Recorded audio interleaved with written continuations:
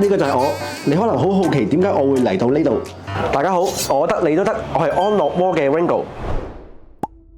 喺疫情嘅時候遇到好多危機啦，咁我自己一直相信有危就會有機，所以咧我毅然跳出舒適圈，加入一個更有挑戰性嘅行業，就係僱傭行業啦。咁我睇到香港對於僱傭嘅需求係非常之大嘅，後續我加入咗安樂窩，發現銷售嘅層次係好唔同嘅。咁以往嘅銷售係比較單一啲啦 ，sell 一個 plan 或者介紹一件產品啦，而安樂窩對於僱傭嘅追求係好專業、極致，同埋好着重與客人有一個窩心嘅互動。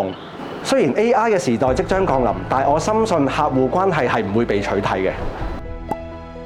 好有幸喺入行嘅時候見證住安樂窩喺逆市嘅發展啦，而我亦都有機會躋身一個管理者嘅角色，好開心公司俾咗好多機會我啦。咁以往我接觸嘅管理係比較數字上面嘅管理為主嘅，而喺安樂窩嘅管理模式係比較人性化。好開心喺一個事業入邊，唔係淨係得返工放工，咁安樂窩都俾咗好大嘅活力我。我哋有好多 team building 嘅活動啦，每年都有運動會同埋有跑步嘅訓練，咁可以同唔同嘅同事啦、管理層同老闆一齊實踐公司嘅信念理念。